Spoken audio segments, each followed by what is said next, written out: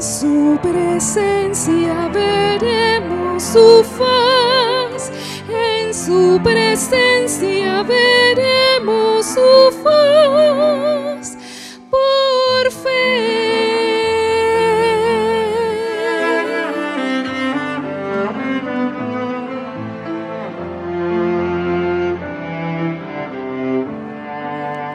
Tal como soy, tu paz busqué, y en mi delirio tu sangre hallé. Ya pertenezco solo a ti por fe, Cordero de Dios, por fe.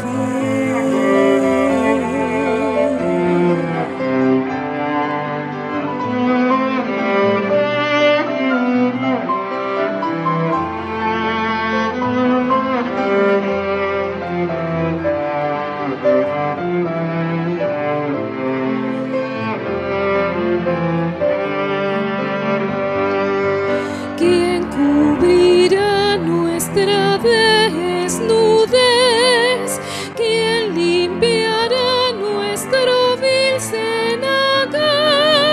Solo Jesús en su carmesí, con su pureza nos vestirá.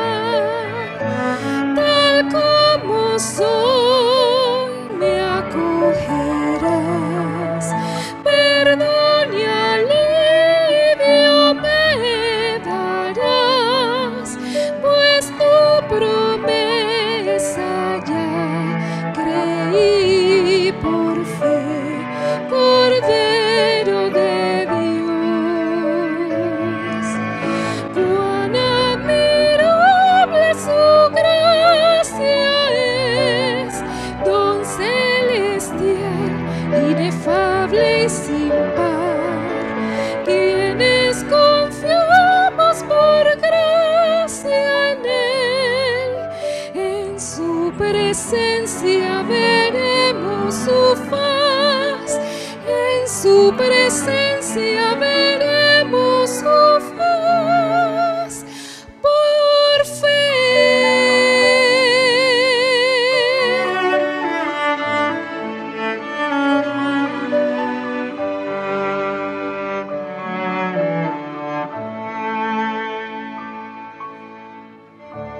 Amén.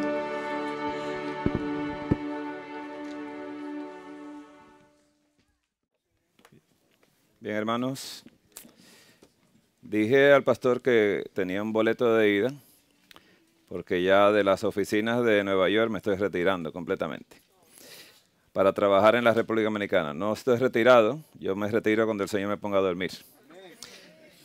Mi padre tiene 83 años, sigue en el mismo trabajo por más de 67 años. Y trabaja de 8 a 5 y dice, los hombres no se retiran. Y digo, bueno, vamos a seguir el plan. Pero Dios nos ha colocado en esta situación y estamos queriendo ver cómo podemos trabajar para Él. Bien, está viendo un título acá en la pantalla, ¿no? No sé si se puede leer porque para mí está oscuro. Sí, pero bueno, yo no veo porque no estoy mirando acá. Pero bueno, vamos a tratar de hacerlo mejor para Dios. Bien, hay una herencia genética, espiritual, porque el pecado es espiritual. Mas yo soy carnal, vendido a ese pecado, ¿no? Entonces, vamos a hablar de esto porque se leyó la lectura bíblica de Éxodo capítulo 20, versículo 5. Cuando dice que Dios visita la maldad de los padres sobre los hijos hasta la tercera y cuarta generación, y es específico al final, dice, de los que me aborrecen. ¿Qué pasa si usted no lo aborrece? Visita la bondad de los padres sobre los hijos hasta todas las generaciones por venir, ¿no? Ese es el Señor Jesús. Pero yo decía, ¿y cómo la visita?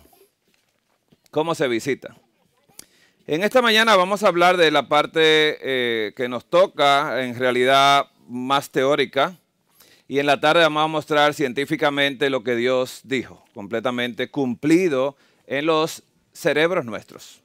El daño cerebral de desobedecer a Dios, que es hereditario para los hijos también, de los que le aborrecen. Por eso dice Dios, yo deseo que tú me ames de todo corazón.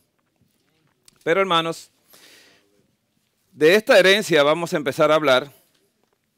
Y dice acá el capítulo 26 de Hogar Cristiano, página 153, párrafo 2.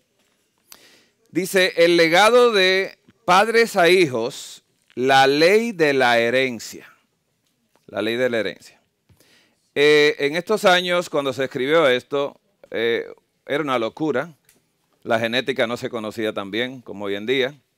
Todavía no se habían pronunciado los genetistas. Y dice aquí que la condición física y mental, dos cosas, física y mental, de los padres se perpetúa en su posteridad. Este es un asunto que no está debidamente considerado. Ella lo dijo en esa época. Cuando los hábitos de los padres contravienen las leyes físicas, el daño infringe a sí mismo se repetirá en las generaciones futuras. Quiere decir que todo lo que nosotros hemos hecho, si no nos hemos arrepentido y engendramos hijos, es fatal. Y lo voy a hablar de mi parte. Yo conocí al Señor después que me nació mi hija. El niño no había nacido. Y entendí mucho de estas cosas porque los caracteres que yo vi en mi hija eran míos. Y yo aborrecí esos caracteres, pero no podía dejar de hacerlo. Así que ahí empecé yo a entender, ¿no?, muchas cosas y empecé a trabajar sobre eso desde esa época. Gracias a Dios por el espíritu de profecía, aunque mucha gente lo rechazan, eso es una guía para mí. No hay un tema que yo no saque de lo que yo me siento impresionado del espíritu de profecía. No digo que la palabra de Dios no, pero el espíritu de profecía es para gente tonta como yo, que no entendemos mucho la palabra, pero el espíritu me la aclara, entonces yo la veo mucho mejor. Y doy gracias a Dios por esto. Voy a poner ejemplos. Cuando usted se casa y usted no ha entregado su vida a Dios, los hijos salen como es usted. Pero cuando usted se convierte, los hijos salen después que usted se convierte muy diferentes. Dice acá, Consejos sobre Régimen Alimenticio, página 255, párrafo 2. Si antes del nacimiento de la madre procura complacerse a sí misma, escuche esto que dice acá, si es egoísta, impaciente, imperiosa, estos rasgos de carácter se reflejarán en el temperamento del niño. Así se explica cómo muchos hijos hayan recibido una herencia, dice, por herencia, tendencias al mal que son casi irresistibles. Pues vamos a comprobar esto que ella dijo en esa época, los 1800, que no había genética, y está hablando de la genética. Si había una influencia, pues aquí hay un estudio que dice la genética de la personalidad humana. Quiere decir que lo que dice el espíritu, porque me dicen, ¿y tú crees en la viejita? Digo yo no sé, pero la viejita no tenía escuela universitaria, pero se sabía todo lo que yo estoy aprendiendo en la universidad. Y no fue. Entonces fue Dios que le inspiró. No fue el enemigo que habló. Y vamos a comprobar esto, espíritu de profecía, como siempre he trabajado, ciencia y la palabra de Dios. Eso no hay cabida de uno decir, ¿y por qué tú crees? Yo compruebo científicamente que Dios habló a la sierva. La genética de la personalidad. La genética. Y dice acá que estudios genéticos de la personalidad humana se están haciendo recientemente. Estos estudios son desde el 1998, casi 2000 hacia acá. Imagínense. Y dice acá que los rasgos de la personalidad son los patrones relativamente duraderos de pensamientos, ¿escuchó la palabra? Sentimientos y comportamientos que reflejan la tendencia a responder de cierta manera bajo ciertas circunstancias. Esto fue un estudio hecho en el 2009. Se ha informado fuertes correlaciones, dice, fenotípicas, ¿no? La forma, dice, a lo largo de los años entre los rasgos de personalidad y una amplia gama de condiciones psicopatológicas. ¿Qué quiere decir psico? Mente, enfermedad de la mente, ¿no? Esto fue un estudio hecho en el 2005. Sin embargo, se desconoce si esta correlación tiene una base genética ambiental. Eso es el abstracto del estudio. Si bien numerosos estudios genéticos han examinado las enfermedades psiquiátricas, ¿no? Se ha realizado relativamente menos trabajo sobre la base genética de rasgos como la personalidad. Entonces, ¿qué dice la conclusión del estudio? Que durante la última década, los últimos 10 años, los hallazgos de estudios, asociados del genoma completo y de los análisis poligénicos de etiología o origen de la genética de los rasgos de la personalidad, y sin embargo, dice yo necesito algo acá para leer. Dice aquí que estaban hablando de la etiología genética o el origen de la genética y los rasgos de la personalidad, y sin embargo, el camino de estudios de asociación del genoma completo a la biología y en última instancia a la psicología no es sencillo. Usted no puede saber qué un gen está pensando, pero se está heredando el gen. ¿Cuántos recibimos de papá y de mamá? ¿Mitad y mitad? ¿Mitad y mitad? La validación funcional de algunos de los posibles genes, dice, candidatos identificados, resultará difícil, ya que no existen análogos animales directos de rasgos de personalidad. No obstante, la investigación continua sobre la base genética de la personalidad tiene el potencial de arrojar luz sobre la biología de los riesgos de enfermedades psiquiátricas, por lo menos. La persona dice, bueno, en esta familia sufren de depresión o de bipolarismo, entonces uno lo ve como consecuencia, o hay esquizofrenia en la familia, esos genes se expresan ahí en muchas ocasiones, pero necesita un factor desencadenante. En genética existen dos factores, yo lo heredo y el factor luego que me predispone a desencadenar ese factor. Decimos ahora de otra enfermedad, diabetes. En una familia que hay diabetes, no, mi mamá, mi abuela tenía diabetes y van heredándola, pero hay personas que no desatan ese gen, no lo activan, y entonces como no lo activan, no quiere decir que no está, sino que no lo activó, ¿no? Por eso Dios nos dio una alimentación para desactivar los genes de los padres, en cuanto a enfermedades físicas y mentales, porque Dios se ocupó también de que la sierva hablara de mente, carácter y personalidad, de conducción del niño, de todo ese tipo de información para nosotros. Ahora bien, hay orígenes biosociales para el comportamiento antisocial. Interesante esto. Un profesor asistente de la Facultad de Justicia Criminal de la Universidad Estatal de San Houston dice, está trabajando para descubrir los misterios que rodean el papel de la genética y las influencias ambientales juegan en el comportamiento criminal y antisocial. La investigación biosocial es una forma multidisciplinaria de estudiar el comportamiento antisocial, dijo el doctor que hizo el estudio. Dice, involucra aspectos de la genética del comportamiento, la neurociencia, la biología evolutiva y la psicología del desarrollo. Durante siglos, muchos estudiosos han señalado el papel que juegan los factores biológicos en la formación del comportamiento humano. La incorporación de la biología al estudio de las conductas delictivas permanece en sus inicios y, dice, al margen de la criminología. ¿Qué está diciendo acá? ¿Y por qué yo me inspiré a investigar estas cosas? Un programa que dieron en 60 minutos, estaban estudiando un caso bastante extraño en Estados Unidos. Era un hombre criminal que había estado preso muchas veces, cientos de veces. Delitos, crímenes, salía, delitos más grandes, que pasaba tiempo en la cárcel, mucho tiempo. Y se le estaba investigando a él, dice, no, yo no soy casado, no tengo familia. Bueno, era una persona solitaria supuestamente.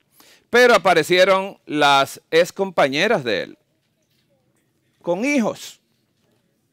Y lo sorprendente del programa 60 Minutos es que esos hijos que nunca conocieron a su papá estaban en las cárceles presos por los mismos crímenes que su papá había cometido. Y eso me despertó y digo yo, ok. Y ahí empecé yo a buscar y a empezar a hacer este tema. Porque una persona que nunca tuvo relaciones irresponsables y relaciones fuera de matrimonio, porque nunca se casó, tenía hijos por varios estados de Estados Unidos y todos estaban presos con lo mismo que él estaba preso, los mismos crímenes. Y eso me despertó mucho. Dice aquí que los tribunales enfrentan desafíos al vincular la genética con el comportamiento delictivo. Y vamos a explicar algunos ahí. Así que dice que los estudios sugieren que algunas personas pueden tener mayor riesgo de comportamiento delictivo debido a sus genes. Esas son suposiciones. Quiero leer la letra gruesa que está más abajo. La evidencia genética utilizada correctamente podría ayudar con los juicios sobre los castigos penales apropiados, las causas de lesiones o discapacidades y otras cuestiones en los tribunales. Abajo dice que implicaciones de la genética psiquiátrica, neurológica y conductual. Es muy difícil para un juez juzgar y decir, bueno, es que él genéticamente tiene predisposición. ¿Qué pasa con la ley cuando se viola? ¿Hay un castigo? Estamos hablando de la ley de Dios, pero yo quiero hablar de la ley humana. ¿Recibe castigo?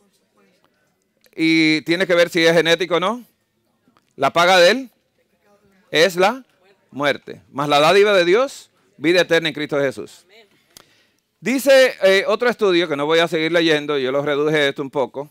Mis genes me obligaron a hacerlo.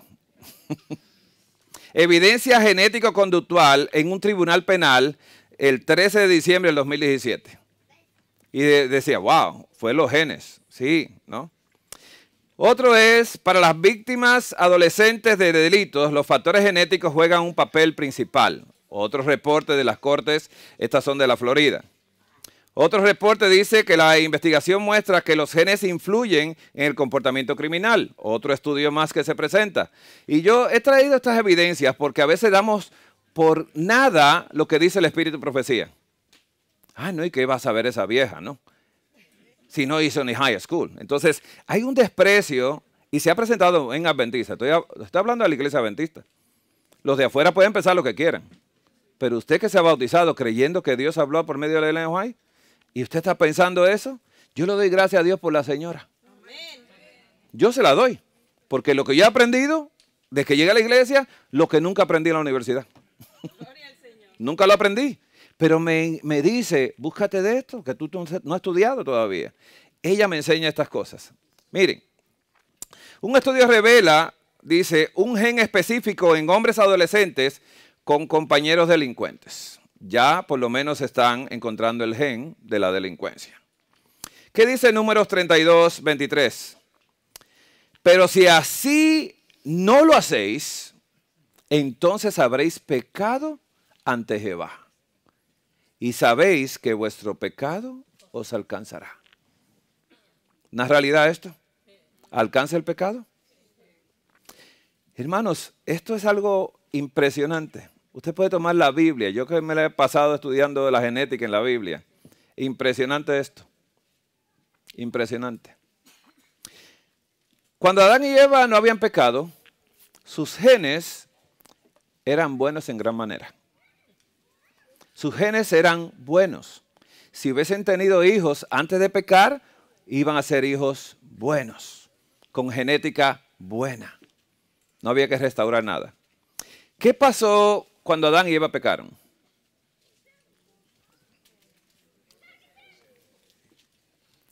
Y engendraron al primer hijo.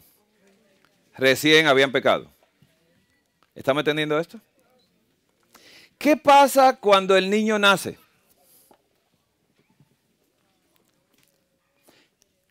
Vamos atrás un poquito. ¿Cómo se sentía Adán y Eva después del pecado? ¿Quién me dice?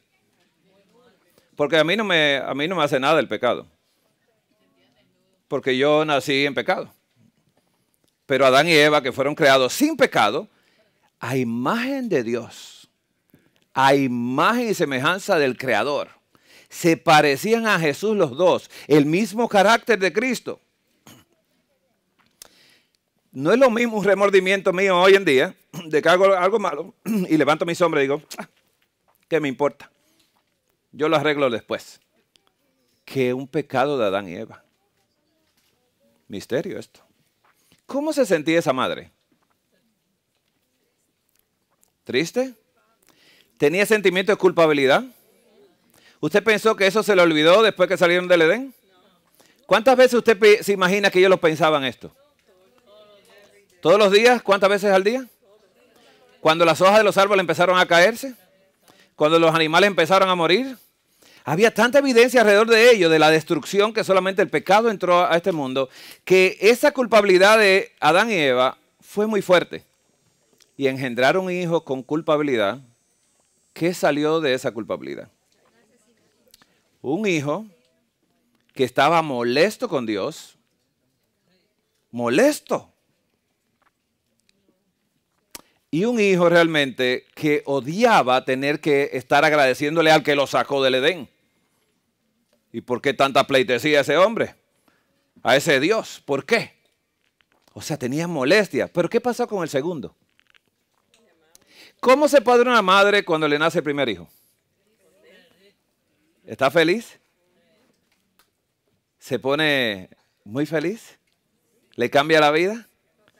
Cambia todo absolutamente. Cuando uno tiene el primer hijo, dice, wow, ya uno piensa diferente. Dice, yo trataré de ver qué hago para nunca hacerle daño a esto que yo amo tanto. Y empieza un cambio en el corazón. Así que nació Abel. Ese sí parecía a Jesús. Y Abel era pastor de ovejas, ¿verdad? Y Caín labrador de la tierra. La tarea que Dios le dio a Adán y Eva. Van a labrar la tierra. Caín tenía la marca del pecado. Y ese comportamiento genético no lo pudo evitar. ¿La paga del pecado es?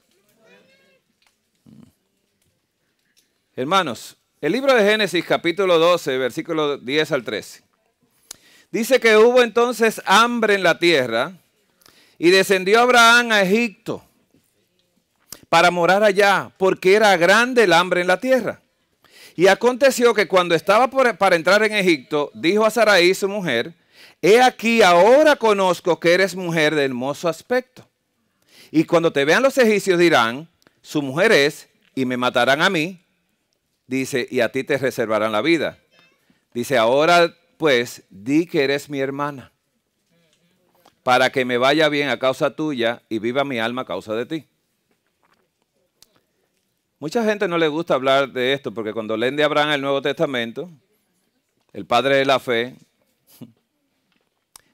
y yo que lo he explicado aquí algunas veces, Dios hizo un hombre de fe, porque lo que no tenía era fe. Él carecía de fe, así que él no le puede tomar un hombre lleno de fe para volverle el padre de la fe, porque ¿para qué? ¿Dónde está la labor de Dios? Así que Abraham lo primero que era cobarde y mentiroso. Y demostró que no amaba tanto a Sara, sino se amaba más a sí mismo. Y yo le he explicado eso muchas veces. Nadie entrega a su esposa de que, bueno, mira, sacrifícate por mí.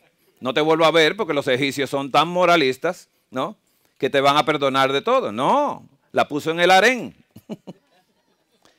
Pero él habló mentira, ¿sí o no?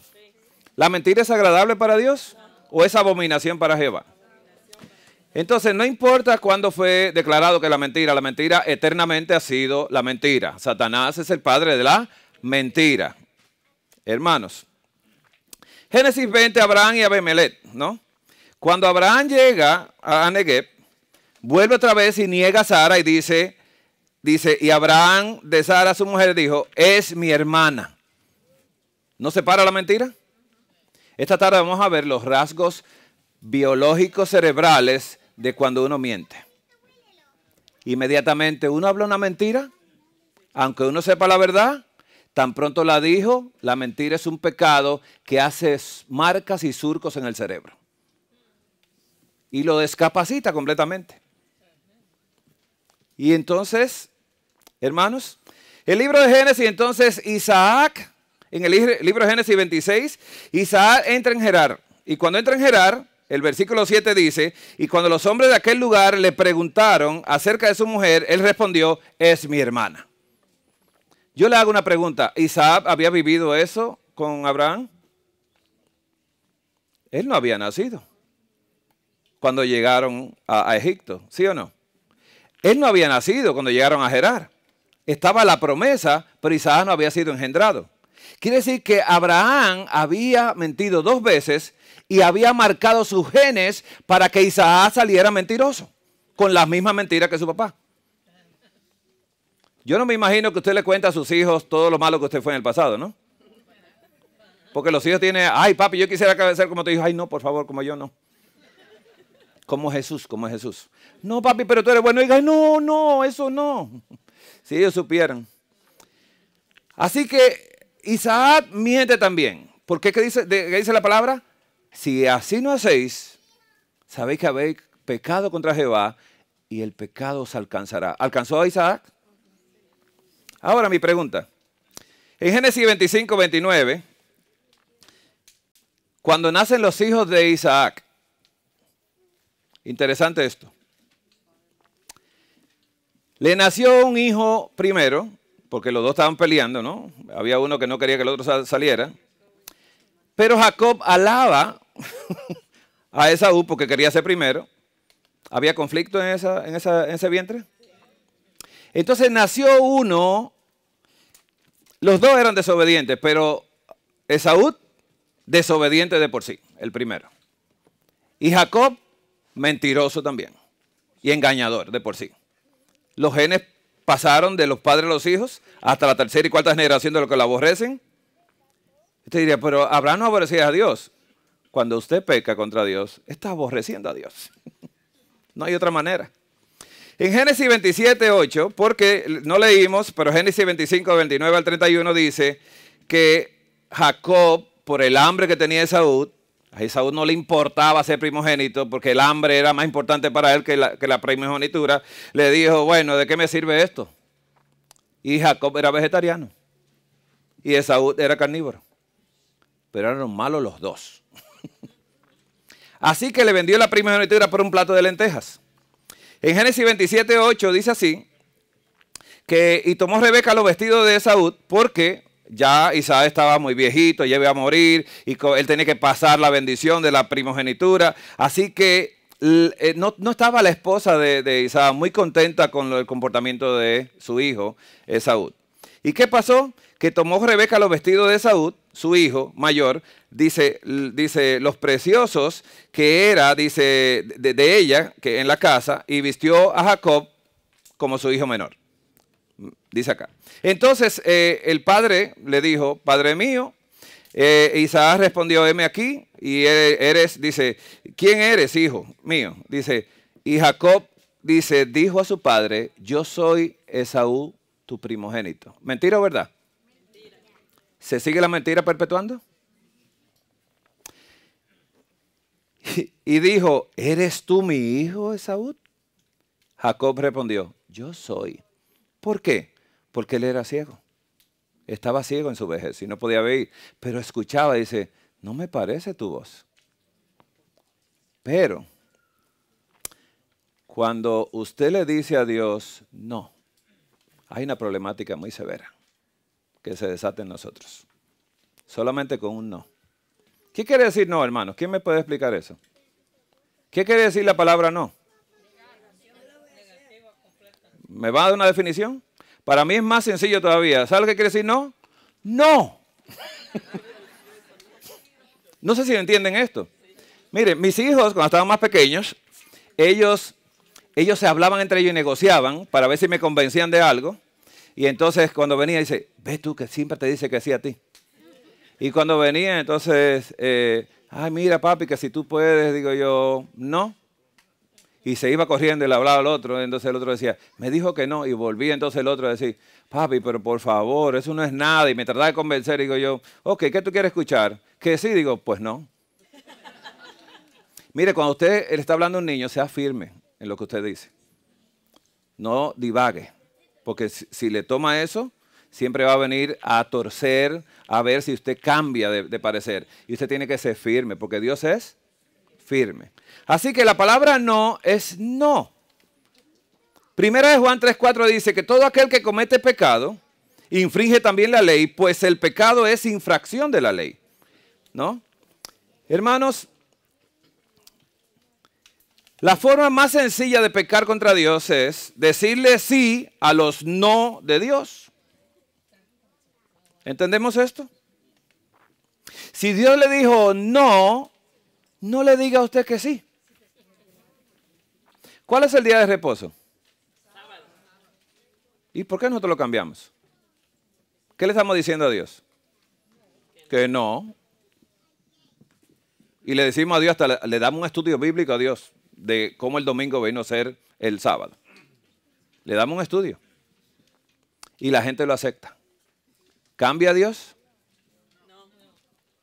A veces yo veo la Biblia que la han partido en dos, dicen Viejo Testamento y Nuevo Testamento.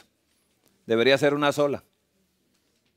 Porque toda la palabra de Dios es inspirada divinamente por Dios. El antiguo o el moderno. Dice y que no hay movimiento. Dios no cambia. Ni en el nuevo ni en el viejo. Él no cambia. Porque Él es eterno. Y su voluntad es eterna. Pero ¿qué pasa también? Que si yo le digo no a los sí de Dios, ¿es diferente, no? ¿O es igual?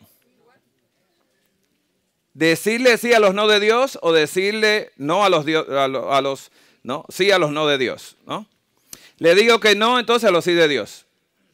Mira, blanco, yo voy por el rojo. A la derecha, no, yo voy para la izquierda. No hagas esto, eso es lo que quiero hacer. ¿Interesante esto? Qué bueno lo decía Pablo, dijo Pablo. Realmente no entiendo lo que me pasa porque no hago lo que quiero, sino lo que aborrezco, eso hago. Y si hago lo que no quiero, ya no lo hago yo, sino el pecado que mora en mí. Para yo hacer lo contrario de Dios, tengo que vivir en pecado. Hermanos, los 10 mandamientos fueron dados en su mayoría con no. ¿A quién le gusta que le digan que no? Es una ley muy negativa, parecería. Pero si usted no tiene otro Dios delante de Él, ¿qué quiere decir eso? Que usted solamente tiene a Dios delante suyo. Y no tiene otro Dios. Es un buen no. Luego dice, no te hagas imagen. Porque ¿quién dice que no te le haga imagen? Él. Él dijo que no. ¿Por qué se hacen imágenes hoy en día? ¿Interesante esto? Si Dios dice, no tomarás el nombre de tu Dios en vano, ¿cuántas personas dicen son cristianos? Mire que a mí me gusta ver los comportamientos de la gente. Yo veo programas donde están apresando personas o que dicen, no, yo soy cristiano, yo soy diácono. Y digo yo, bueno, hasta se atreve. Lo agarran infraganti en lo que está haciendo.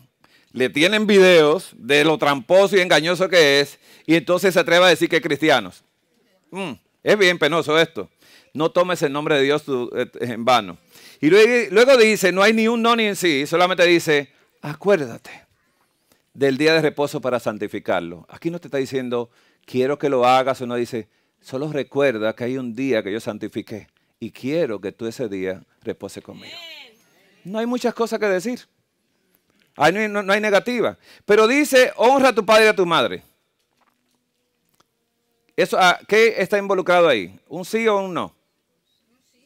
Que hay que honrar a papá y mamá. ¿Honran los hijos a los padres? ¿Y qué pasa entonces? ¿En qué andan ellos diciéndole a Dios no? Cuando Él dijo, sí hónralos, sí guardo el sábado, ni lo guardo ni lo honro tampoco. Y dice así, no matarás, ¿no? Y Jesús, que le dio una interpretación tan bonita a la ley de Dios, dice, cuando tú odiaste, ya mataste. ¡Wow! No lo he hecho. Sí lo hiciste. Dice, no cometerás adulterio. Eso está un poco difícil. ¿Le hago la pregunta o no? Jesús le dio una interpretación bonita. Si la miraste y la codiciaste, ya adulteraste con ella en el corazón. Pero no lo hice, eres un adúltero. ¡Wow! ¿Dónde está el pecado?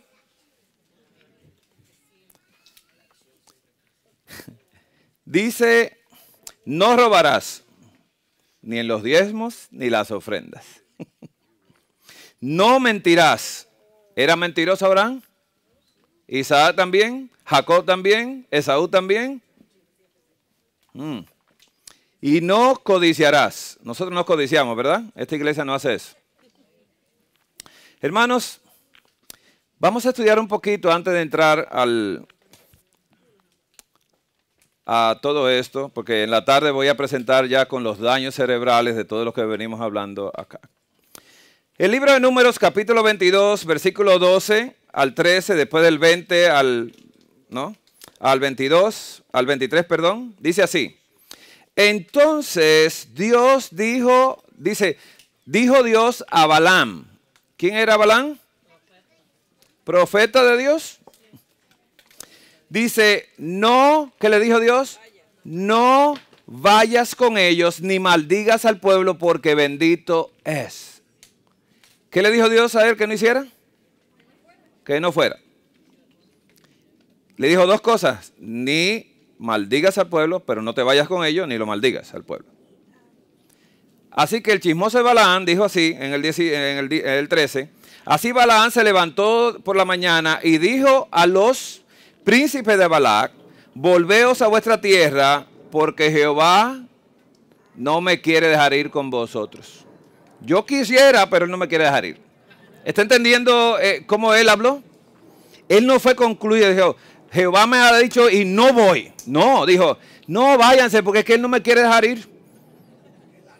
Déjame pedirle permiso. ¿Dejó una puerta abierta? ¿Le dejó saber a Satanás? Yo quiero ir. ¿Estaban ofreciéndoles cosas, riquezas? ¿Era profeta el hombre? Wow. Difícil. Y vino Dios, dice en el 20, a Balaam de noche y le dijo, dice, si vinieron para llamarte estos hombres, levántate y vete con ellos, pero harás lo que yo te diga. ¿Estaba contento Dios?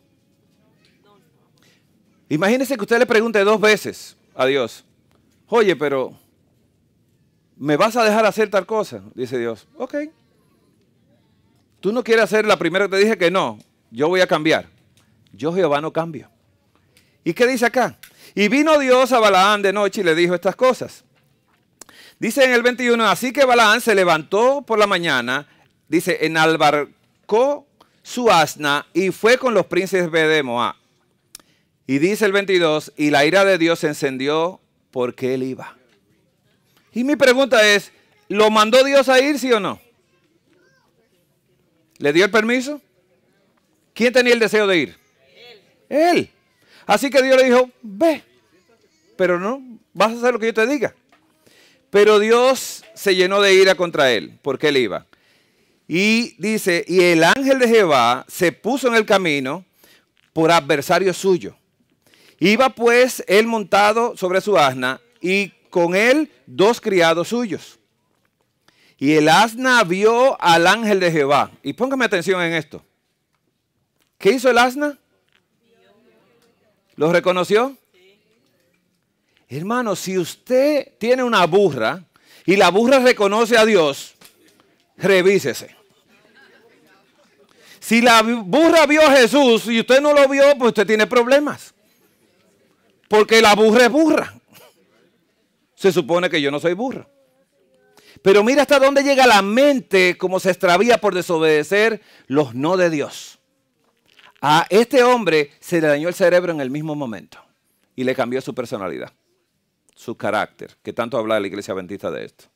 Así que el asna vio al ángel de Jehová que dice que estaba en el camino con su espada desnuda en su mano. Óigame, esta era una intelectual, esta asna. Hasta sabía lo que era una espada y todo. Dice, y se apartó el asna del camino e iba por el campo. Entonces, dice, azotó Balaam al asna para hacerla volver al camino. Interesante esto. Así nos comportamos nosotros cuando le decimos sí a un no de Dios. Y cuando nos queda el deseo, wow, yo sí lo quería hacer eso, tú sabes, pero que Dios no me deja, yo no sé por qué. ¿Quieres saber? Ya lo vas a ver ahora. En número 22, 28 dice así, y 29 hasta 32 y 33. Entonces Jehová abrió la boca del asna. Escucha esto muy bien. La cual dijo Balaán, ¿qué te he hecho? ¿Que me has azotado estas 3 veces? Y Balaán respondió al asna. Hermano, vamos a dejarlo acá. Hermano, si esta noche le aparece un venado por ahí y le dice, buenas noches, ¿cómo está? ¿Usted se queda ahí? Yo creo que los zapatos los deja atrás.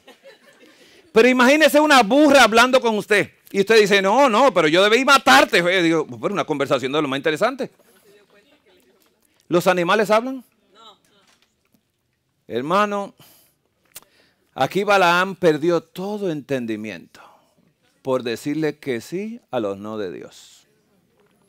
Y Balaam respondió al asna, dice, porque te has burlado de mí. Dice, wow. Ojalá, dice, tuviera espada en mi mano, que ahora te mataría. ¿Qué explicación? Y el ángel de Jehová le dijo, porque hermanos, Dios tiene que hablarnos a nosotros de alguna manera. ¿Usted sabe cómo me hubiesen dicho en mi país? No sea burro. Eso se usa mucho allá cuando uno dice, no sabe las cosas de las escuelas. ¿Por qué has azotado tu asna estas 3 veces? He aquí que yo he salido para, dice, resistirte, porque tu camino es perverso delante de mí. ¿Quién es mí? Dios, Jesús. Dice, el asna me ha visto, bruto, burro. El asna me ha visto y se ha apartado luego delante de mí estas 3 veces. Y si de mí no se hubiera apartado, yo también ahora te mataría a ti y a ella la dejaría viva porque no es burra. Burro eres tú. Hermanos, ¿hasta dónde llegamos nosotros cuando desobedecemos a Dios? Perdemos totalmente el área del entendimiento, se daña el cerebro completamente en una área que se llama órbito, acá, de los ojos, por detrás de los ojos, en esa área cerebral, se daña y el carácter cambia y el entendimiento se va. Y se daña. Por eso cuando Adán y Eva pecaron, se le dañó parte en su cerebro y Dios no podía echar hacia atrás porque su palabra dice, si pecas te mueres. Y dice, pero se quedó vivo y ya está muerto. Porque sembró el pecado en esas áreas y ahí ya no me va a entender cuando yo le hable. Por eso Dios tuvo que sacrificar a su hijo. Y lo hizo cuando nosotros no entendíamos. Pero con eso el cielo aceptó que sí se podía restaurar el hombre. Amén. Eso es lo interesante de esto. Así que, hermanos, el asna entiende más a Dios que yo. Recuerde que cuando usted lee la Biblia, no diga que fue Balaán, el bruto. Yo la leo diciendo, yo sí soy bruto. Yo soy bien burro, ¿no? Pero el asna fue más inteligente. ¿Qué dice la primera Samuel capítulo 13? El 12 dice así, al 13. ¿Quién está hablando aquí? El rey Saúl. Dice así. Me dije, ahora descenderán los filisteos contra mí, a Gilgal, y yo no he implorado, dice, el favor de Jehová. Me esforcé pues y ofrecí holocausto. ¡Wow! Se esforzó. ¿Le correspondía a Saúl hacer el holocausto? ¿A quién le correspondía? A Samuel. ¿Se creía Saúl que era sacerdote? Traspapeló su estatus. Entonces Samuel dijo a Saúl, locamente has hecho. Wow, le dijo loco. ¿Cuántos locos hemos visto hoy acá? Tenemos a Balaam y ahora tenemos a Saúl, que ya perdieron parte de su cerebro por desobedientes. No entender el orden de Dios. Por eso a mí me da un escalofrío en la espalda cuando dicen, pastor, digo, no, un momento, eso no. Dios me llamó a mí y dijo, mira, póntele a decir a los hermanos los chismes de nosotros, mira. Entonces Samuel dijo a Saúl, locamente has hecho, no guardaste el mandamiento de Jehová, tu Dios, que él te había ordenado. ¿Qué le dijo? No lo guardaste. ¿Y qué usted cree que pasó? ¿Lo creyó Saúl? ¿Entendió Saúl? Dios le dijo que no lo guardó. Después Samuel dijo estas palabras. Jehová me envió a que te ungiese por rey sobre su pueblo Israel. Ahora pues, está atento a las palabras de Jehová. Así ha dicho Jehová de los ejércitos. Yo castigaré lo que hizo Amalek a Israel al oponérsele en el camino cuando subía de Egipto. Y usted dice, ¿por qué Dios quiere castigar a Amalek? ¿Por qué lo quiere castigar? Hermanos, si una asna vio a Jesús, ¿por qué Amalek no lo vio? Porque el pueblo no andaba solo. El pueblo andaba rodeado de noche con una columna de fuego y de día era una sombra que solamente los cubría a ellos. Un pueblo que no cultivaba nada y le daba de comer, no había agua en el desierto, le daba de beber de las rocas de Jesús. Y era un pueblo que era impactante para el mundo en ese entonces. Así que todos los que miraron eso se tenían que encontrar y dicen, wow. Pero ¿qué pasó con Amalek? ¿Qué pasó, con él? Dice así, así ha dicho Jehová a los ejércitos, yo castigaré lo que hizo Amalek a Israel al oponerse en el camino cuando subía de Egipto. ¿Con quién subía? Con Jesús. Ve pues e hiere a Amalek y destruye todo lo que tiene. No te apiades de él, mata a hombres, mujeres, niños y aún a los de pecho, porque tiene la misma genética que ellos. Todos los que están ahí tienen la genética dañada. Destrúyelos a todos, no me dejes a nadie. Dice, mata, oiga esto, a hombres, mujeres, niños y aún a los de pecho, vacas, ovejas, camellos y asnos. Dice, y tomó vivo a Agag, rey de Amalek. ¿Escuchó por dónde vi la desobediencia? Pero a todo el pueblo mató a filo de espada. Y Saúl y el pueblo perdonaron a Agag, al rey. Qué buenas personas, son unos buenos cristianos. Dice, y a lo mejor de las ovejas y del ganado mayor, de los animales, dice, engordados, de los carneros y de todo lo bueno. ¿Había algo bueno en Amalek? No. Pero ellos juzgaron. ¿Cómo juzga una persona sin entendimiento? Sin entendimiento. Y todo lo bueno, y no lo quisieron destruir, mas todo lo que era vil y despreciable destruyeron. ¡Wow! ¿Qué era lo no despreciable de él? Hermanos, 1 Samuel 15, del 10 al después 11, 19 al 21. Vino palabra de Jehová a Samuel, diciendo, me pesa haber puesto por rey a Saúl. ¿Qué hizo Dios cuando ungieron a Saúl? ¿Qué le dio Dios? El Espíritu Santo. ¿Y profetizó? Fue el Espíritu Santo en él profetizó. Interesante. Dice, me pesa haber puesto por rey a Saúl, porque se ha vuelto en pos de mí y no ha cumplido mis palabras. ¿Por qué pues no has oído la voz de Jehová, sino que, vuelto el botín, has hecho lo malo ante los ojos de Jehová? Y Saúl respondió a Samuel, antes bien he obedecido la voz de Jehová. ¿Interesante esto? Y fui a la misión que Jehová me envió. Y he traído a Agag, rey de Amalek. ¿Qué dijo Dios? ¿Que lo destruyera qué? A todo, hasta Agag, hasta los animales, a nadie. Dice, no, más bien lo obedecí. Y he destruido a los amalecitas. Por eso, cuando usted va a dar estudio bíblico, no se olvide de que el estudio que usted vaya a dar tiene que ir de acuerdo con un buen arrepentimiento de la persona. Cuando la persona no se arrepiente, usted le habla, pero no entiende nada. Mas el pueblo tomó del botín de las ovejas y vacas primicias del anatema para ofrecer sacrificios a Jehová Dios en Gilgal. No sé si se entiende eso. El pueblo tomó del anatema, del sucio, del impío, para un Dios santo. ¿No te gustó esa ofrenda ahí? Por eso el pueblo perdonó, un pueblo perdonador. No es como Dios que manda a matar. Qué lindo era él. ¿Entendía él? No. Y no iba a poder recuperar su cerebro. Porque cuando usted le dice que no a Dios, el daño es así. Y cuando usted insiste en lo mismo, el daño se va perpetuando en otras áreas del cerebro. Y lo vamos a mostrar científicamente esta tarde. Pero también vamos a hablar de algo interesante. Él dijo que la cumplió y Samuel le dijo que no. Entonces, ¿quién tenía la palabra de Dios, Samuel o él? Samuel. Según Saúl, él la tenía. Hay otras inquietudes que tengo y por eso he presentado esto de esta manera. A mí me da mucha tristeza de muchos hermanos de iglesia. Hermano, lo no revelado, ¿para quién es? Hay dos misterios, ¿verdad? Ahora mismo. Misterio de la equidad y del misterio de la iniquidad. ¿Podemos explicarlos? Mira, si Dios dice que va a ser por la eternidad estudiado, yo no me imagino, porque ahí no hay años, para poder quizá vislumbrar algo.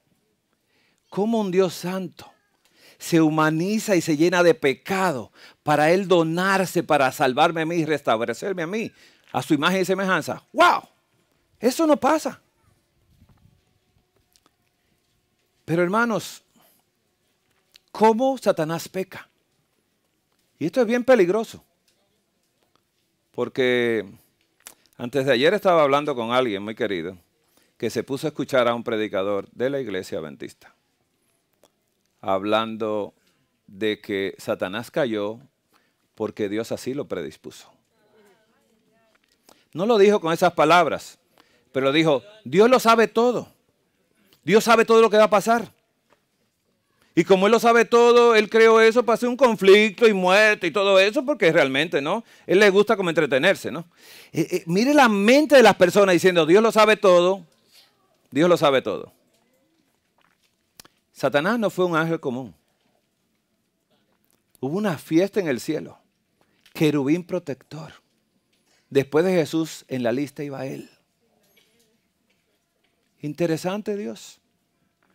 Y forma ese ángel que lo admiran todos los ángeles del cielo. Admiran a Lucifer, Luzbel. Ahora ya no se llama así. Hermanos, tengamos cuidado por querer saber cosas, porque yo lo desconocido de Dios no lo quiero saber. No quiero saber si Él tiene la barba blanca o ya se le está poniendo, ya se le está cayendo, si las orejas están un poco largas de la vejez. No quiero saber nada.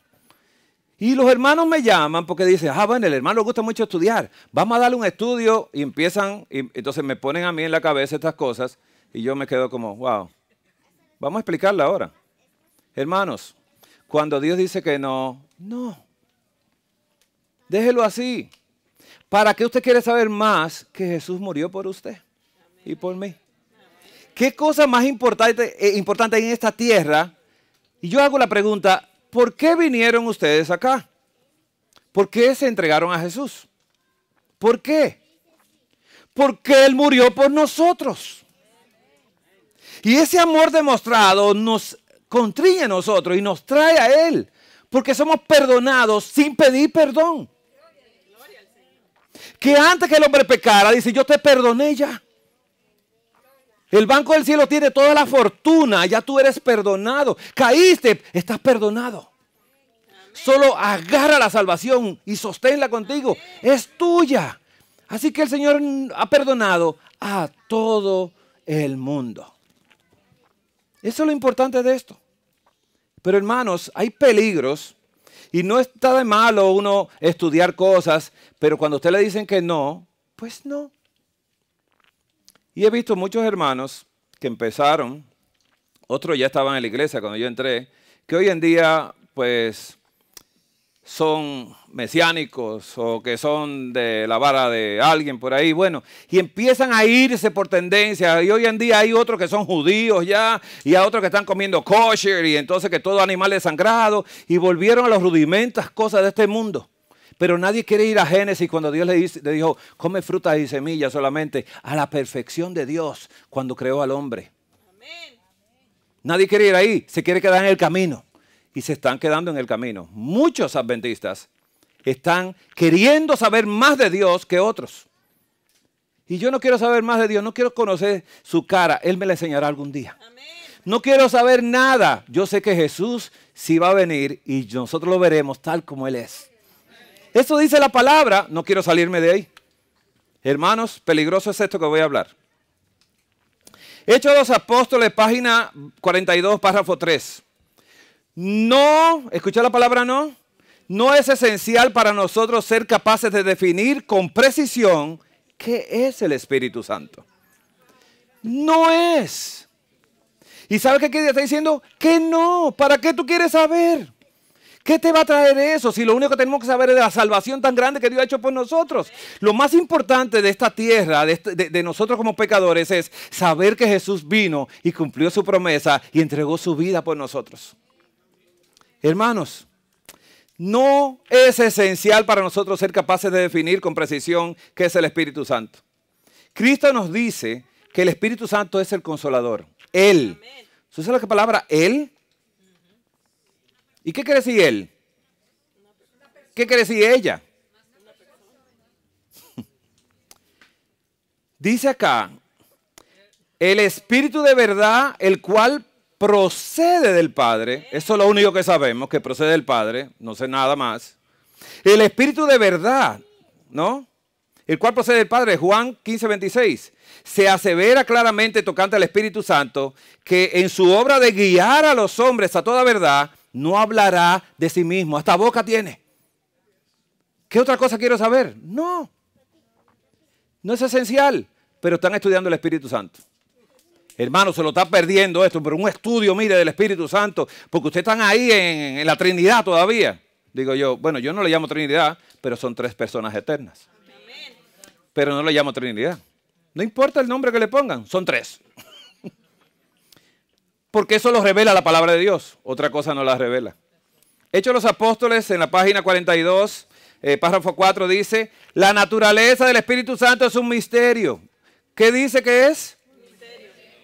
Si es un misterio y misterios de la iniquidad y la equidad están ahí, ¿para qué queremos saber los misterios? No se vaya a Harvard a hacer un posgrado en esto. Los hombres no pueden explicarla. ¿Qué somos nosotros? Y si me dicen a mí, tú no la puedes explicar, ¿por qué me meto a explicarla? ¿Es necedad esto? ¿Por qué somos necios? Porque queremos ser más inteligentes que los otros. No, el hermano hizo un doctorado en el Espíritu Santo y ahora están matando corderos. Los hombres no pueden explicarla porque el Señor no lo ha revelado. Si dice no lo reveló, ¿por qué tú quieres que te lo revele a ti? Hay gente que le gusta. No, hermano, miren, nos estamos gozando, estamos en un estudio bien profundo de eso que usted le llaman el Espíritu Santo. Digo yo, está bien, no hay problema. Que les vaya bien. ¿Sabe que yo le he hablado de esto? Y ya usted sabe cómo me tratan.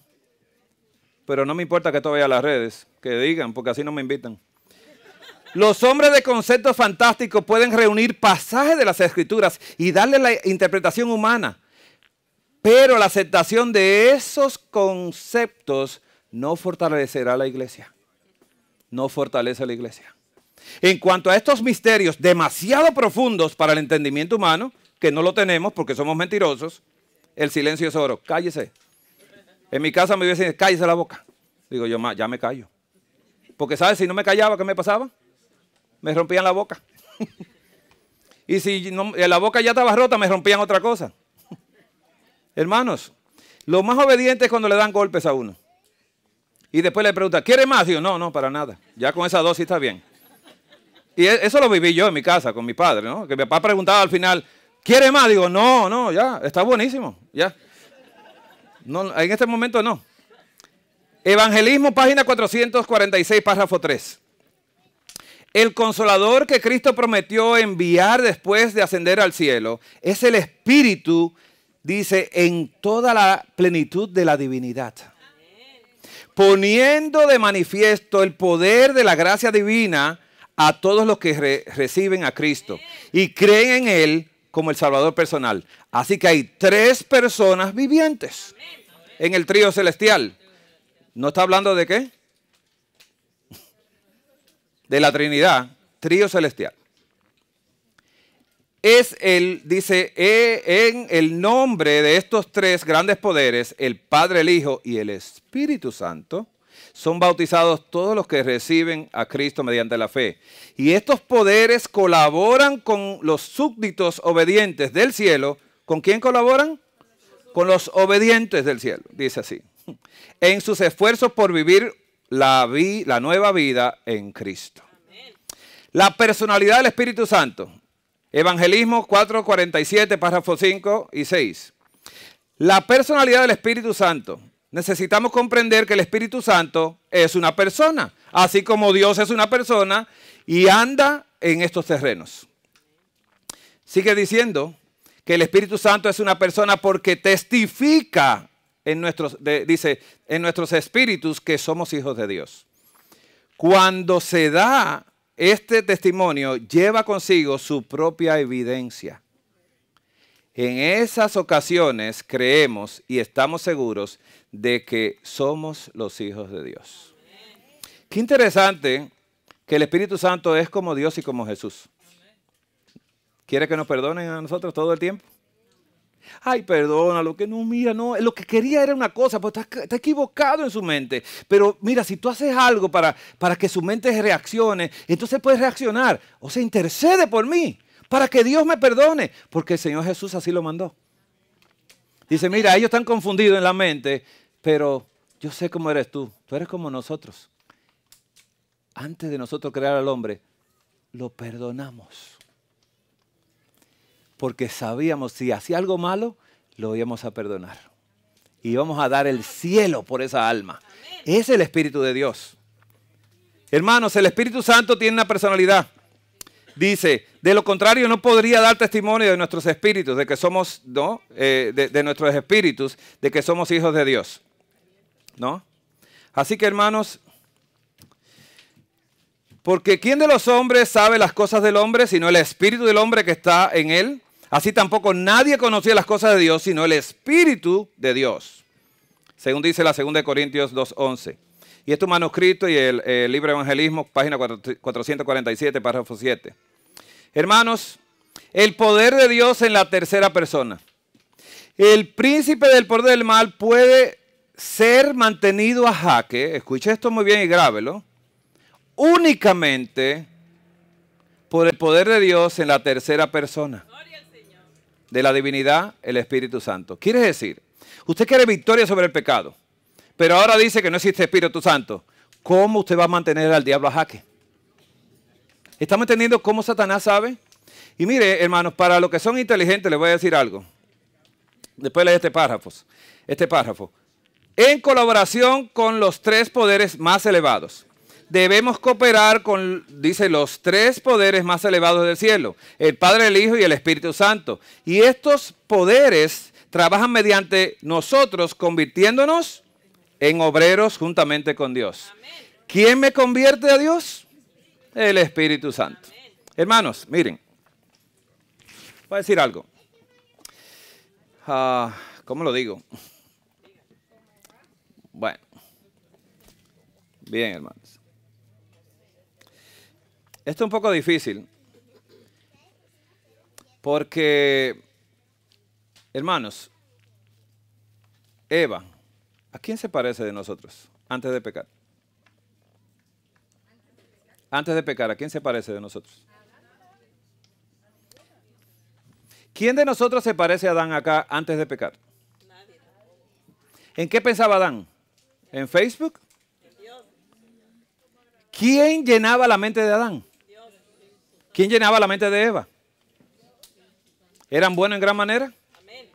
Bien, mire, si Satanás tuvo la eficacia de hacerlos caer, nosotros somos juguetes de él. Estamos revolcados en el pecado. Ya sabemos lo que es pecar, pedir perdón 10 veces al día y todo eso. Y ya nosotros estamos empapados del pecado y es más fácil para nosotros caer. Si Adán y Eva cayeron, ¿cómo nosotros sobrevivimos? Si no tenemos la asistencia del Espíritu Santo que me da la fortaleza para resistir el pecado. El Espíritu Santo, cuando usted va a hacer algo malo, dice, ay, no lo haga, que eso me duele. Y te va a hacer daño a ti, no quiero que te haga daño. ¡Wow, qué bueno! A cada momento me dice el Espíritu Santo, cálmate. Digo, no me voy a calmar. Dice, ay, por favor. Jesús derramó su sangre por ti. Digo, es verdad, déjame callarme. Hijos e hijas de Dios. Después que entran al Espíritu Santo, entran a las fiestas. Ahí viene todo. Cristo se hallaba en el punto de transición Y esto está en el deseado de toda la gente, página 608. Cristo se hallaba en el punto de transición entre dos sistemas, sus dos grandes fiestas respectivas. Mientras comía la Pascua con los discípulos, instituyó en su lugar, ¿escuchó lo que dice acá? En su lugar, el rito que había de conmemorar su gran sacrificio. La fiesta nacional de los judíos iba a desaparecer. No sé si se entendió esto. Para siempre. ¿Para cuándo? Para siempre. El servicio que Cristo establecía había de ser observado por sus discípulos en todos los países a través de todos los siglos, hasta que Él venga por segunda vez con poder y gloria, ha de celebrarse este rito. No sé, ¿usted no lo han invitado nunca a fiestas? Nosotros guardamos la fiesta, digo yo. Las fiestas no tienen nada de malo, pero todas las fiestas señalaban ¿a qué? A Jesús. Venido el cumplimiento de la palabra, ¿qué pasó con esos ritos? Ya. Estamos en días festivos, ¿eh? El día de Sukkot es. Yo sé que los judíos por donde yo vivo, ahí en New Jersey, tienen muchas casitas ahí afuera, en los patios de bambú y todo eso, porque ellos hacen ese tipo de ritual. La fiesta de los tabernáculos, sí. Bueno, yo ni me importa eso.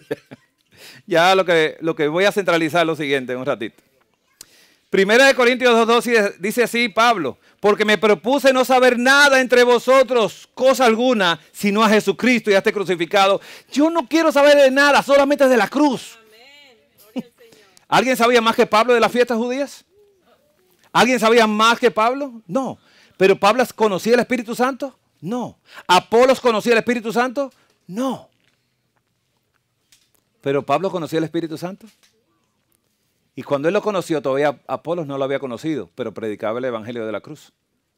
No sé si estamos entendiendo. Nosotros no necesitamos saberlo todo, sino a Jesucristo y a este crucificado. El valor de la vida de nosotros está en la cruz. Ese símbolo que el universo entero contempla, que fue un dolor causado a Dios en su corazón, es un símbolo para nosotros de un rescate divino por nosotros. Y Pablo estaba centralizado. No, yo solamente a Jesús y a este crucificado. Ya me volví bruto, no sé de nada, dejé la escuela. Tengo a Jesús crucificado. El valor, hermanos.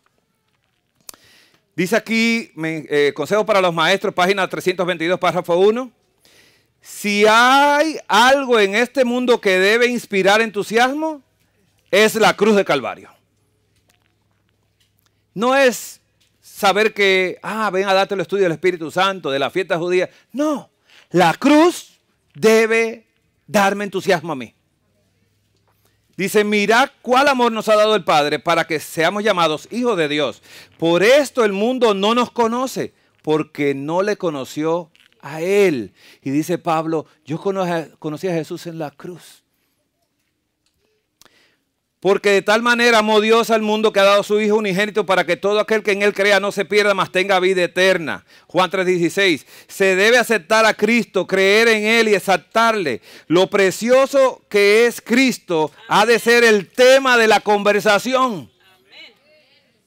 No sé si puede entenderse esto. ¿De qué usted quiere darme estudio a mí? ¿De lo precioso que es Cristo? No, digo, no quiero saber. No, hermano, mire, se están quedando atrás ustedes, digo yo. Hermanos, ojalá los que me han invitado escuchen esto para que sepan que no me pueden invitar más. Conflicto inminente, página 17, párrafo 1. Mientras la cruz del Calvario proclama el carácter inmutable de la ley. Escucha esto. Declara al universo que la paga del pecado es la muerte. El grito agonizante del Salvador, consumado es, fue el toque de agonía para Satanás. Cuando Jesús dijo consumado es, eso fue una estaca en el corazón de Satanás. Dice, te vencí. Qué interesante es esto. Dice que esa fue la agonía, el toque de agonía para Satanás, el consumado es. Fue entonces cuando quedó zanjado el gran conflicto que había durado tanto tiempo y aseguraba la extirpación final del mal. Hermano, ¿eso le gustaría a usted ver algún día? Cuando Jesús venga en gloria, se acabó esto. Se acaban los estudios bíblicos. Se acabó la escuela sabática, hermanos. El Hijo de Dios atravesó los umbrales de la tumba para destruir, dice, por la muerte al que tenía el imperio de la muerte, es saber, al diablo. Le venció Jesús. Eso es lo importante. Por eso Pablo te dice, no, conmigo la cruz. Ya no quiero saber nada más. Él le venció a Satanás. Y por eso Pablo nunca se dejó vencer a Satanás. Porque él andaba ¿con qué? Con el vencedor. Amén. Él andaba en la cruz y esa cruz se la estrujaba a Satanás a cada momento. Y dice, conmigo no. Ni lo alto ni lo bajo, ninguna cosa creada me apartará del amor de Cristo. Nada me va a apartar. Y Satanás sabía eso. Y lo torturaba, le echaba en cárcel y dice Pablo, vamos a seguir predicando este evangelio. Ese es el Dios de nosotros. Amén. Hermanos, dice Conflicto Inminente, página 107, versículo, párrafo 1. El misterio de la cruz explica los demás misterios. Qué centrado era Pablo. A la luz que irradia del Calvario, los atributos de Dios que nos llenaban de temor respetuoso nos resultaron hermosos y atractivos. ¿Había miedo con Dios? Mucho miedo. Se ve que la misericordia, la compasión y el amor paterno se unen a la santidad, la justicia y el poder. Y al mismo tiempo que contemplamos la majestad de su trono, tan grande y elevado, vemos su carácter en sus manifestaciones misericordiosas y comprendemos como nunca antes el significado apelativo conmovedor, Padre nuestro. Hermanos, de esa manera comprendemos lo que más necesitamos. Hermanos, Camino a Cristo, página 26, párrafo 3, dice así. Jesús dijo, yo, si fuere levantado en alto sobre la tierra, a todos atraeré a mí mismo. ¿Quién lo va a levantar? ¿Quién va a levantar a Cristo? ¿Pablo lo levantó a Jesús? ¿Apolos lo hizo? ¿Los discípulos lo levantaron a Jesús? ¿Y atrajeron a Cristo? ¿Qué veían ellos en la cara de Esteban? Un ángel. Y estaba sufriendo, dice, ay, me está doliendo las piedras. No, puso sus ojos en Jesús. Autor y consumador de su fe. Y cuando se quedó mirándolo, dice, no le tomen en cuenta este pecado. Perdónalos. Gloria al Señor. ¿Qué hizo Jesús en la cruz? Perdónalos. Amén. ¿Qué debemos hacer nosotros si no cogemos el estudio bíblico del Espíritu Santo? Perdónenlos. Porque a mí no me han perdonado todavía por esto, Cristo debe ser revelado al pecador como el Salvador que murió por los pecados del mundo. Y mientras contemplamos al Cordero de Dios sobre la cruz del Calvario, vuelve y repite, el misterio de la redención comienza a revelarse a nuestra mente. Y la bondad de Dios nos guía al arrepentimiento. ¡Qué bueno es Dios! Al morir por los pecadores, Cristo manifestó un amor incomprensible. No lo estudie, que no lo va a encontrar. Y a medida que el pecador, dice, lo contempla, este amor enternece el corazón, impresiona la mente e inspira la contrición del alma. Hermanos, si hemos estado equivocados en el pasado, nosotros podemos ser restaurados. Pero dice la forma como hay que hacerlo. Y dice aquí, en Lugares Celestiales, página 172, párrafo 4.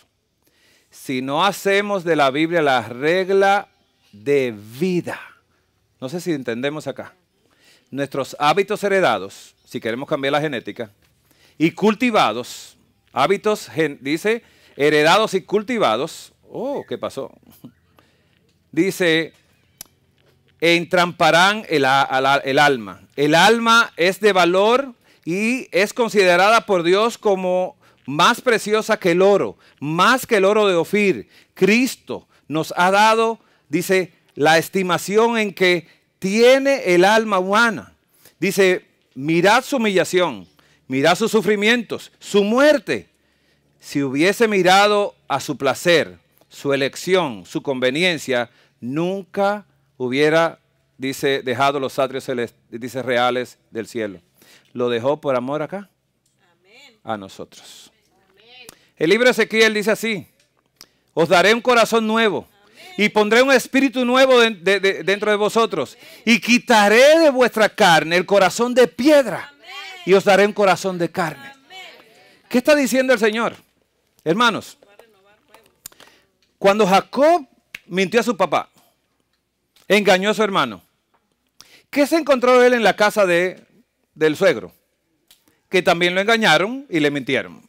¿Sí? ¿El pecado lo alcanzó?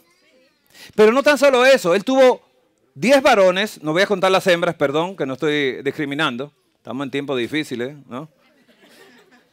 Pero no estoy discriminando, te quiero contar los 10 varones. Tuvo 10 varones con la mujer que él no amaba. Y cuando usted tiene relación con una persona que no ama, los hijos traen una genética mala. Porque el amor todo lo puede, todo lo sufre, todo lo alcanza. Así que con la esposa tuvo 2 hijos con carácter de Jesús. Y tuvo 10 hijos con su propio carácter que lo engañaron a él, le mintieron a él. Era un desastre. Uno de ellos, hasta una de las mujeres de él tuvo. O sea, fue un desastre de hijos que tuvieron. Pero Dios tomó y sacó un redentor de la casa de Jacob. Y mire qué interesante Dios. Le hizo morir la esposa al segundo hijo. Se la puso a descansar. Pero José vino a ser la redención de ese pueblo. Una tipología de Jesús. ¿Por qué? Porque Jesús entraba a su vida y delante de cualquiera nunca estaba nervioso. Entonces, ¿qué hizo Dios antes que eso sucediera? Que cuando Jacob se iba huyendo de su suegro, Dios se le apareció para que él confesara sus pecados. Y lo perdonó, lo restauró, le dio un nombre y dice, no, ya tú no te llamarás así jamás. Te llamarás Israel. Porque luchaste contra el pecado y venciste. ¿Está entendiendo? Y en ese momento ya Jacob ya no volvió a hablar mentiras. ¿Qué pasó con Abraham? Lo mismo. Miente 2 veces, no tiene niños todavía, pero Dios hace que le nazca el niño. Y después Dios le dice, sacrifícamelo. Pídeme perdón por tan mentiroso que eres. Pídeme perdón por la vergüenza que yo he pasado, porque tú a las personas de este mundo, tú te has mostrado como que me sigues y ellos han visto que tú eres un mentiroso. Porque el sacrificio lo que demandaba, ¿qué? Pídeme perdón. Sacrifícame tu hijo, tu único hijo al que tú amas. Mátame donde está tu amor. Y ese día se convirtió Abraham. Ese día lo convirtió Dios. Dios quiere convertirnos a nosotros también, hermanos. 2 Corintios 5:17 dice así: de modo que si alguno está en Cristo, nueva criatura es. Las cosas viejas pasaron, he aquí, todas son hechas nuevas. Hermanos, la única manera de nosotros restaurar nuestro cerebro otra vez es que si nosotros mentimos, si nosotros hicimos lo malo ante de Dios, pidamos perdón, hermanos. La restauración está a la puerta ahí, mire, solamente dice, yo estoy a la puerta y llamo. Si alguno abre la puerta, yo entraré y cenaré con él y él conmigo. Hermanos, el Señor Jesús está a las puertas esperando que nosotros le pidamos perdón. Usted no entiende las escrituras, no entiende lo que está leyendo, no importa. Pida perdón y será restaurada la mente, porque después que somos perdonados, el cerebro vuelve a la manera de Jesús. Y el Señor restaura esta mente completamente para que le entendamos a Él. Solamente Él tiene el poder de hacerlo, pero necesitamos arrepentimiento. ¿Cuántos de nosotros queremos pedirle a Dios que nos ayude en esta hora? ¿Nos ponemos de rodillas, hermanos?